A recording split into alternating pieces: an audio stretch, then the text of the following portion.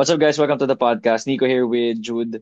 At pag-uusapan So, namin yung nangyari sa actually past weekend, but more of a congratulations na rin to the USC Growling Tigers for finally making it to the Final Four after 5 long years. Wherein, fun fact, no? Noong 2019, yung kalaban rin nila during that Final Four was UP. Tapos twice yep. to beat din yung UP noong time na yun. While now, it's the same. It's 2 versus 3. And we're actually excited for this matchup because I feel like this is going to be the more entertaining Final Four matchup compared to the 1 versus 4, depending on ano mangyayari. But again, Puso Pride Palaban is finally back sa Final Four. Si Coach Pido is happy. Wala na siyang inaaway na bashers for now. Mention niya yun sa press conference eh. Tawan-tawa ako. True. And ikaw, Jude, first of all, like, how do you think UP or rather UST would fare against the UP Fighting Maroons in the year of 2024? Honestly, feel ko they have a good chance kasi yung tignan nating games na nag-struggle yung UP, which is the NU1, of course the NU1, yeah. Lasal one, and Oh, itong NU recent Lasal. FU, nakatikat na FU, di ba? Oh, dikit FU And sa kanila. parang yung solution real is, di ba, QMB, we know what he brings, pero talagang the bigs just sag off him.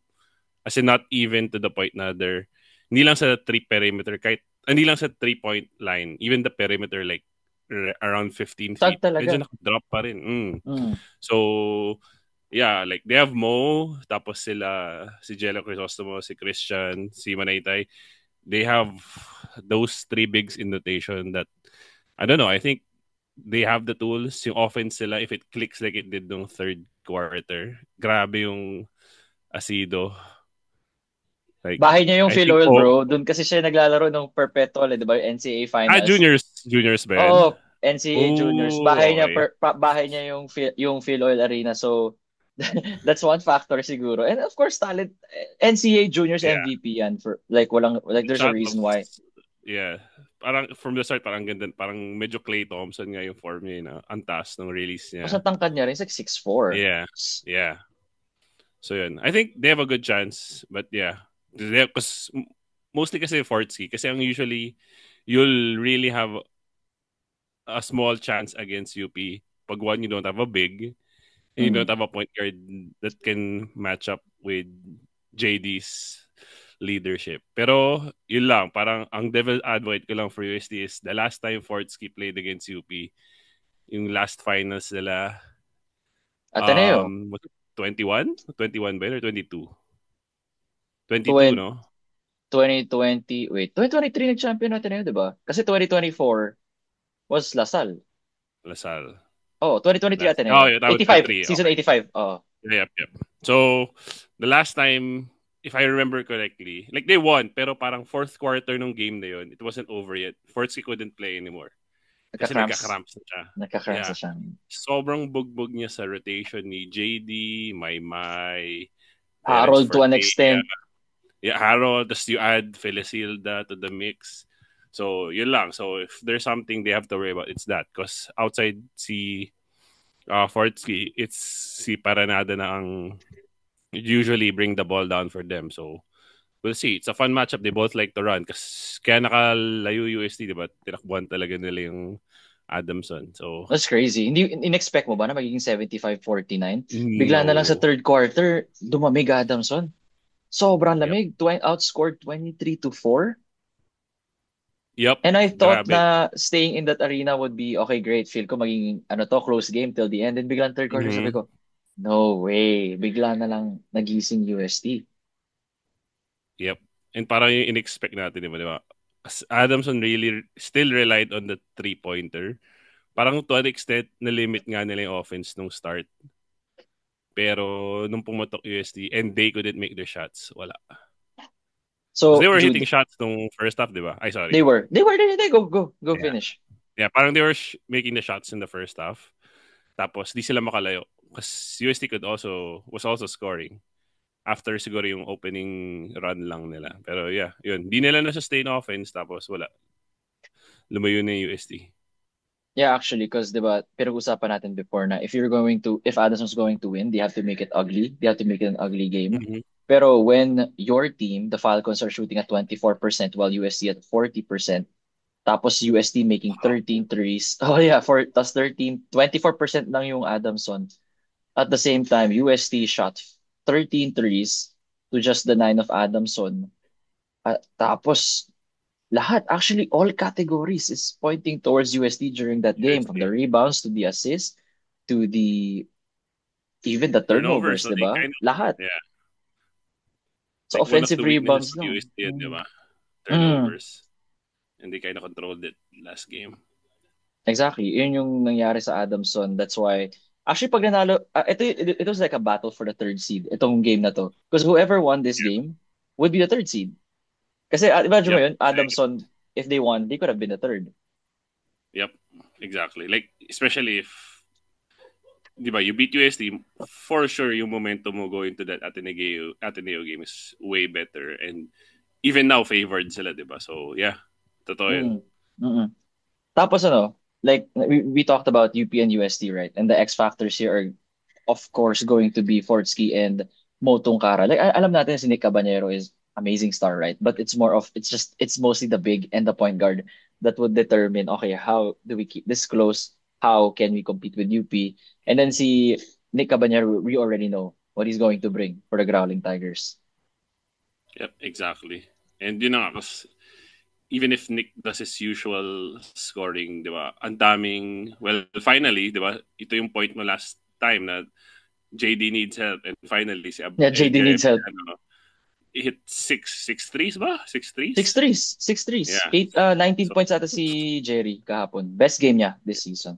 yeah. So, if they're picking at the right time, that's a very scary thought. Not just for UST, but if ever maka-final sila, Lasal, yep. Everyone has to get ready if those other scores come to play. Although I'm still concerned with Harold Alarcon. I think foul trouble. Not sure Oh, kung that's more of foul trouble yesterday, di ba? So he's still gonna get it going. May yeah, nakita end one though, may drive siya, but I think he missed the free yeah. throw. He May only off has, pa oh, rin no, talaga. he made the free throw pala, but he's still kind of off. Like, tapos Yeah. limited minutes. Again, remains to be seen. They have one more game with Yep. UE. So crucial yun Yeah. for UE. Two big Kasi games. most likely, matatalo UE, most likely lang naman, just based off the roster. On paper, mukhang UP should win, right? They should win. They're the more expected one. Pero dahil secure on the other end naman for UE, alam mong your backs are against the wall. You want to avoid going to a step ladder format against Adamson if ever Adamson beats Ateneo. Mm-hmm. 'Di ba? You want to secure your place already in the Final Four and go into a momentum kasi yung dire-diretso yung slide mo. Yep. So, And more, yeah, extra game din, di ba? extra game din, 'di ba? Pagod. Tapos Lasal. Pero then again, kung That's makapasok ang after, yeah. UE, in a way, match sila sa Lasal. I haven't seen a Lasal blowout on UE yet Mm-hmm. ever since That's true. season That's true. 84. It's been three Yep. seasons, 'di ba? Laban talaga sila despite the roster not looking like it matches against Lasal. Mm-hmm. Actually, same sila, na parang both of them don't have a true point guard in a sense. Hmm, Because they have all these perimeter players who can drive hard, can take threes. Then they have really skilled big men. Diba? exactly. So, exciting. More on UST no, Jude. If ever they're going to upset UP, it's gonna take the whole squad. Hindi lang pwede yung tatlo. It doesn't hindi lang pwede na si Tongkara, Yep, Fortsky, and Nick. Who's gonna be your fourth, fifth man, di ba? Dito sa game na to, it was exactly. Amiel, it was Asidor, right? And then Paranado also had his moments here, 9 points. Yes. They're really good. Like, parang limited shots, pero pag in crucial moments. Pag crucial moments, like sino yung mag-step up na kunyari, bad game si Fortsky. Ken Paranada give that extra scoring punch kapag Hmm? napako UST. So more of ano Yep. rin And if talaga they eh. play Like, defense, uh, sorry. yeah, defense. Yeah, It's if they mostly the play defense. defense, yeah, that third quarter, if kaya nila, like, they were trapping, sobrang Galing na daming ng trap. turnover ni Cedric Manzano, like, Ojerique, you couldn't feel him in the game. Yeah. Yeah, medyo na ano nga, di ba? So if you're USC, you want to slow down the game against UP. Di ba? You want to slow it down. Yeah. In a Or, sense, yeah. Like, it's a mm, risk kasi UST, you would see their best offense really also comes when they push the base din. Oh, Pero yun nga, you choose your battles, di ba? Like, what would you rather do against this UP squad that has struggled in the half court as well, di ba? yeah, exactly. So Oh, you want to play ugly or you just wanna, ano, di ba? Ano to, shoot out. well, if you're UST, you want to increase the pace for you. Pero pag time na ng offense ng UP, you gotta slow it Yeah, down, di ba? More of paano magagawin. It's a lot of complications. Pero I feel like they're the best equipped team to go up against UP sa Final Four. Kasi actually Adamson also made it close, di ba? Against UP during yeah. that time. Because Pero they yung really Adamson, so exactly. Tapos yung Adamson Lasal naman, tambakan yun. They lost by an average of 27.5 points in yeah. their in this season with Lasal. So, 'di ba? It's more of pick your poison na lang rather. Yep. Kasi the Lasal, I was thinking about this last night kasi if it's Lasal Adamson, yun na nga, like, it's not one of the best matchups we've had during the season. So my point, Mm. I've seen a lot of people saying na it would have been better like, yan, FEU, NU, and now, like, they'd rather have UE because UE actually beat Lasal this year and they have Sa been round keeping 1. it close. Yeah, so yun. So, pwede mo rin sabihin na sayang talaga if you Adamson won and they got the third seed. Adamson, UP or UST versus Lasal. That, like, people are saying that would have been better. Pero andito na tayo, like, yeah, we'll see. Like, I think naman na when it comes to Final Four matchups, na the coaching staff can lock down on one specific opponent, it should be closer than like yung round robin matchups. So we still don't know. Exactly. And for this one, Jude, now that it's one of our topics as well for discussion, UE or Adamson for the fourth and final spot, who do you think will secure that number 4 seed? Knowing na yung next game sila. So Adamson will be facing Ateneo sa Mm-hmm. 23 and then UP versus UE. So, sino pipiliin mo dun? Yeah. I think UE loses to UP, Okay, on and then paper, just Ateneo big beats. Yeah, but I think UE will win the tiebreaker game if ever. if ever. Kung umabot Yeah, man sa point na Adamson wins against Ateneo, tapos UE loses to UP, yeah, you're gonna choose UE over Adamson. yep. Panaglaban Because sila. because I think yeah, parang now medyo na-expose na rin yung how the Adams and the Sun try to win their games. Like they'll really keep the score low because they play their defense. But then if they don't hit, I think pang ilang straight game na nila to with 40 attempts from three. Like it's crazy now. Dami na Like attempts eh. like naka 40 na naman ata sila kahapon. Like first half pa lang 20 na 41. ata. So 41 nga. ooh, 41 nga. Tama ka. yun. So parang unless like Adamson really has their day that game, I'd I'd pick UE because UE also has the potential to hit their shots and they may mas consistent threat sila in Precious Mamoy. Yeah, exactly. And let's remember last time that Adamson got, well, it was the game wherein they faced UE 45-37 panalo yung Adamson. It was the one of the lower scoring games Yeah. that has happened in recent memory. So usually pa nagte-trend towards below 50, 60 points, most likely Adamson. You might have to side with Adamson unless UE plays that game with them na okay, hindi namin pipilitin mag-threes, let's try to go inside and attack. Kasi 'di ba yun yung gusto ng Adamson. Like, in a Yep. way, they bait you to shooting those threes or rather since if you're UE, you want to stick to your system as much as possible, so you're gonna keep jacking up those threes, and that could Mm-hmm. be your doom True. in a Final Four And that game na happened nga, no? determinant. Di ba yung sinabi mo? The last time they played, they only scored 37 points. So, Exactly. yeah. Pero yun lang. I feel like confident lang ako. Like, if it's... Wait, nag-Final Four ba UE last year? Hindi. Hindi. It's been years since UE last Yeah. made the final. Poly Or years. dapat Tagal last na. year. Sobrang So, tagal super na. disappointed sila. And if they get a chance this year again, feel ko, like, Momoe, even Coach Jack. Coach Jack as a veteran in really high IQ stuff. So, if they get another shot at Adamson, feel ko talaga makabawi yan. So if kapag UE fans kayo guys, yung mga nandyan, cheer for Ateneo against Adamson. Kasi kung matalo ng Ateneo Adamson, Wala na. Tapos wala na. na. Tapos na. Pasok na kayo sa Final Four. 'Di ba? Or, you can just beat UP. 'Di ba? Malay mo. That's true. Talo nga Lasal sa NU. Anything can happen in this Mhm. season. 'Di ba? Tinalo nga ng NU, Lasal at UP this season. San ka pa? Like, may makakaguess ba no, na mangyayari yun this year? Wala. Without Modia sana pa. Yep. Kaya exciting pa rin. Like, especially with the team, the way teams are built this year. Like, Mm, dami talagang teams that can randomly just explode and score 80 points on you. exactly. And then, ito Jude, like last one, like not talking about our our Final Four seed. Like ako, sabi, ano kaya? Kasi alam ko kontrapelo Ateneo sa Adamson. So I feel like Yeah. delikado yung situation ng Adamson ngayon. Dapat talaga they could have done better against USC, but that's over with. It's true. Natambakan sila unfortunately. Pero yun nga, nakakatakot yung Ateneo playing spoilers. They did it to UE last game. Yep. 'Di ba? Tapos ngayon sa Adamson naman, they want to end the season strong. And in a way, Coach Tab has Coach Nash's number when it comes to the UAP, at least in their Yep. matchups. Yeah. And what do you say? Yun yung sabi mo, parang, actually, I was shocked nung fourth quarter yesterday ng Adams and UST.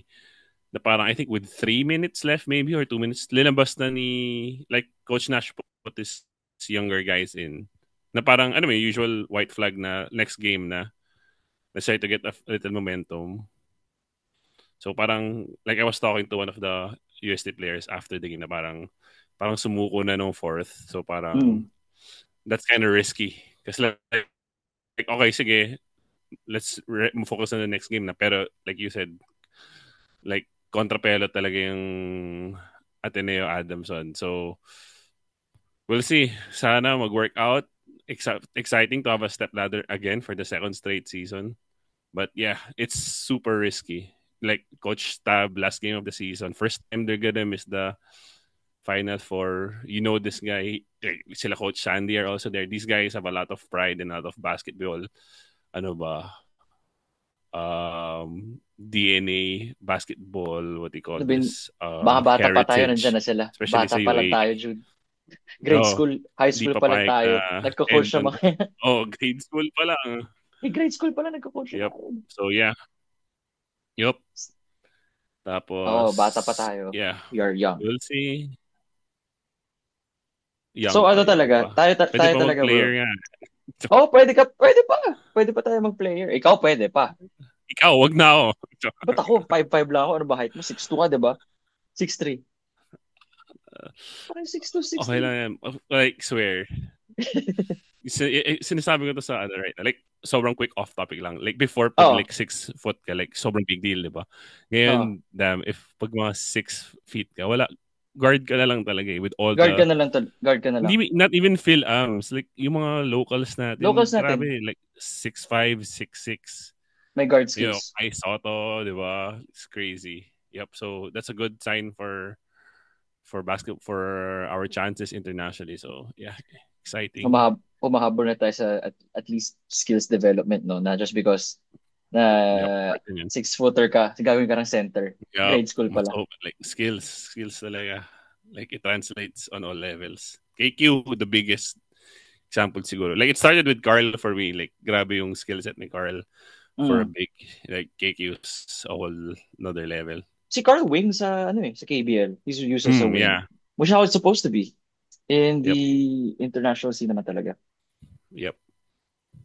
Anyway, sa amin ni Jude, like just to cap off this quick podcast na we feel like it's gonna be, well, the most entertaining matchup here will be LaSalle and UE, 1 versus 4. But who knows, right? Coach Nash always has something up his sleeve. They might shock Ateneo, who knows? But yan, aabangan natin. Medyo matagal ba yung next games, di ba? Because may FIBA break.